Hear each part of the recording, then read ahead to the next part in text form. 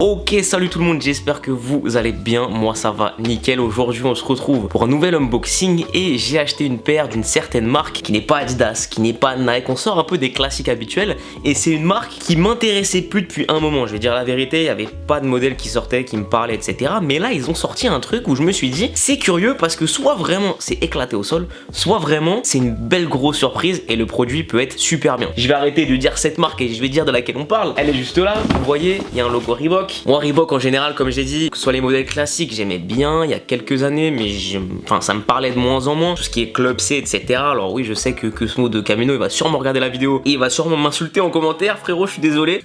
En vrai, je dis pas que les modèles sont nuls, mais juste ça me parlait de moins en moins. Ils ont tenté de ressortir des nouveaux modèles. Il y a eu la Zikinetica il y a quelques temps. Ça m'a parlé, mais pas de quoi non plus voilà, faire un truc incroyable. Ils ont fait aussi ce modèle de DMX qui était un petit peu calqué sur la Balenciaga Track, que très franchement, le modèle en lui-même, il est pas dégueu en soi, mais j'arrive pas à mettre de l'argent sur une paire qui a été vraiment calquée sur une autre. Genre je suis d'accord que si on aime la Balenciaga Track et qu'on n'a pas 800 € à mettre, comme en vrai la plupart des gens, c'est une bonne alternative. C'est vrai que ça permet de rendre une paire cool, abordable, accessible à tout le monde. Mais j'ai vraiment l'impression que c'est presque une copie, tu vois. Et c'est dommage. Je pense que tu peux faire des alternatives aux paires de luxe sans pour autant calquer le concept directement à 100%, tu vois. Au moins à 90%.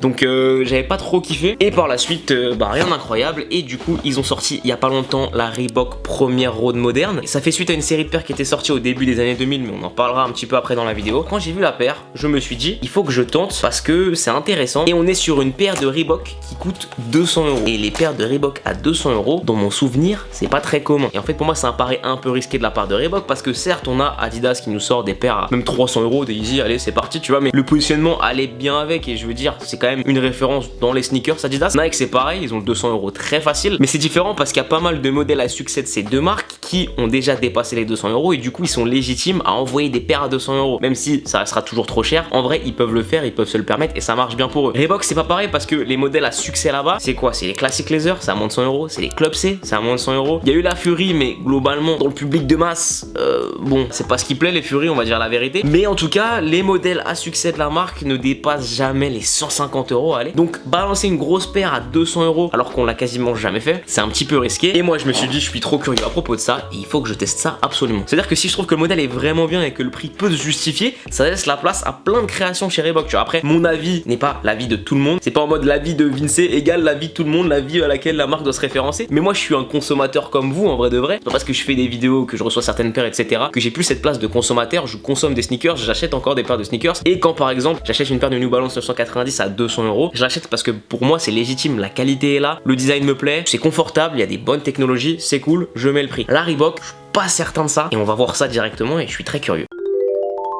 Bon, ok, c'est parti. Donc là, on a une petite facture et une feuille de retour au cas où j'ai envie de retourner le colis, ce qui pourrait me servir si vraiment la paire est éclatée. On arrive maintenant sur la petite boîte. Je vais virer le carton.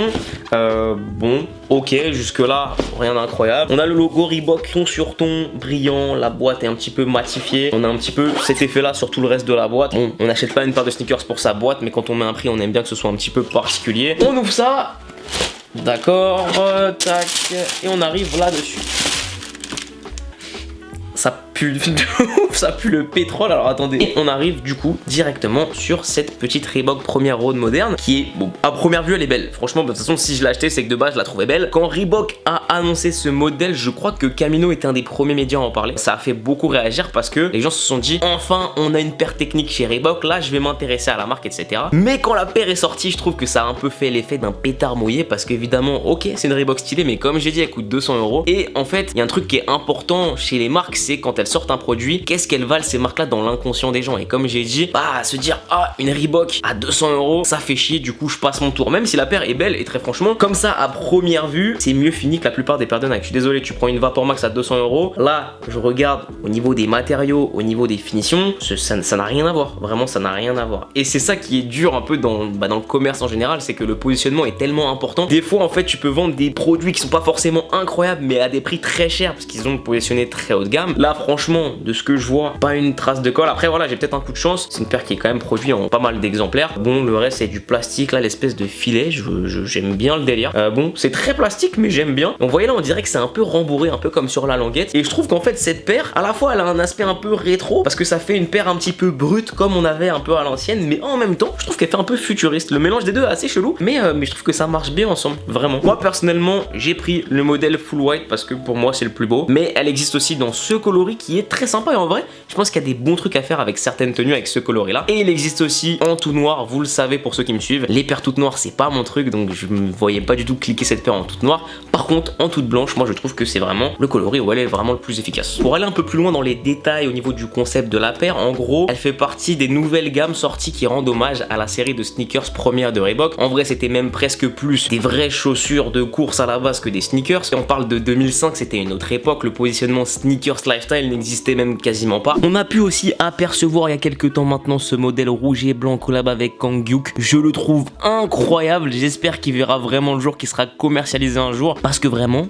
c'est une dinguerie. Le rouge et blanc comme ça là, ça tue de fou. Vraiment c'est ce genre de paires qui font que je suis passionné du marché de la sneakers, parce qu'en fait tu peux t'exprimer de manière tellement totalement différente dans la sneakers, il y a tellement de choses différentes, et voir une marque comme Reebok aller proposer des modèles comme ça, moi ça me fait plaisir et je trouve ça vraiment cool, ça apporte un peu de diversité. J'aime les collaborations Nike Off-White, j'aime n'importe quoi, les Yeezy, les Human Race, il y a beaucoup de choses que j'aime, mais force est de constater qu'au bout d'un moment ça en devient presque chiant, parce qu'on a l'impression que s'il n'y a pas un tampon d'une collab sur une paire, bah en fait elle intéresse personne. Et moi je suis le premier victime de ça des fois, tu vois, je me dis ah ouais ok elle a rien de particulier, mais en vrai finalement il n'y a pas besoin de ça, et personnellement cette paire j'ai pas besoin de plus, tu vois, elle est cool comme ça et je suis content, ça fait vraiment marcher un petit peu la diversité du marché de la sneakers, et j'aime vraiment beaucoup. Pour ce qui est maintenant de l'essayage, donc j'ai essayé avec différents types de pantalons. Comme vous pouvez le voir avec ce cargo ça va très bien. Après le cargo c'est un peu de la triche parce que les cargos ça rend bien avec toutes les paires. Ensuite je suis passé avec un jean bleu et pour moi c'est vraiment ce qui marche le mieux. Je trouve que ça va bien ensemble, le jean tombe un tout petit peu sur la paire, c'est pas non plus trop large. La couleur avec le blanc va bien, pour moi vraiment c'est comme ça que je préfère la porter. En revanche j'ai porté ça avec mon pantalon fin Nike et là je trouve que ça va pas trop ensemble, vu que le pantalon est déjà assez fin et en plus ça arrête en haut de la cheville. Ça grossit énormément la paire et j'aime pas vraiment le résultat. Du coup pour résumer, au pied la paire est cool, le confort j'ai rien à dire, ça va, c'est pas non plus incroyable mais ça se porte facilement. Au niveau de la taille, prévoyez une taille en dessous par rapport à votre taille habituelle parce que la paire est large, et vraiment le jean bleu c'est le top du top je pense. Bon et bien mes amis, comme vous l'avez vu, cette paire globalement c'est un succès. Je pense que un petit peu mal positionné, mais en vrai de vrai bah la paire est très très cool. Je pense vraiment que je vais beaucoup la porter parce que c'est une paire très cool qui se porte comme vous avez vu un peu facilement, mis à part les pantalons un peu fins où je trouve ça va pas trop avec, genre les pantalons un peu fins qui s'arrêtent au-dessus de la paire vu qu'elle fait quand même assez grosse et imposante. Je pense que c'est le genre de paire qu'il faut porter avec autre chose que du skinny ou quelque chose comme je dis de trop fin, trop fluide. Ça reste mon avis et mes goûts en fait sur comment j'aime porter les paires. Globalement gros succès, grosse surprise de l'année. Je pense que de 2020, je ferai un récap à la fin de l'année sur ce que j'ai pensé de certaines sorties sneakers. Il y aura la rubrique ma plus grosse surprise de l'année et je pense qu'elle sera l'élu, tu vois, pour cette rubrique, si je peux appeler ça comme ça, parce que très clairement je m'attendais pas à voir ça, c'est très quali, c'est propre et j'espère qu'ils vont continuer à développer des produits comme ça, et peut-être que c'est le premier d'une longue série et peut-être que petit à petit, même si moi ça me paraît compliqué, mais petit à petit les consommateurs s'habitueront à ce genre de produits haut de gamme chez Reebok et peut-être qu'ils vont créer un nouveau segment de la marque. Globalement je pense pas que ce soit le meilleur move à suivre, je veux juste qu'ils continuent à nous sortir des produits aussi qualitatifs, ça me va très bien, et derrière adapter peut-être les prix un petit peu moins haut, je pense que c'est vraiment important. Voilà, c'est tout ce que j'ai à dire sur cette paire. N'hésitez pas à me dire en commentaire ce que vous en pensez, je suis très curieux d'avoir votre avis. C'était un vrai plaisir de vous faire cette vidéo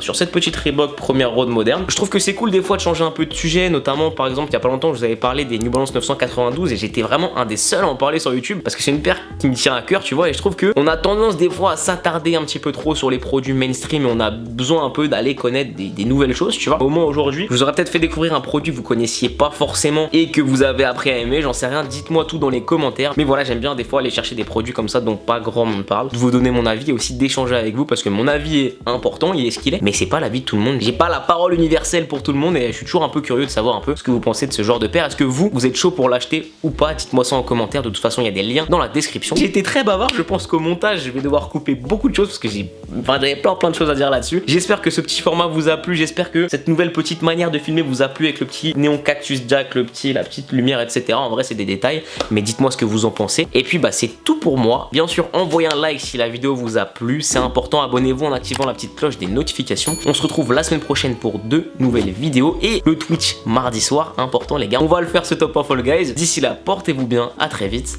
Peace.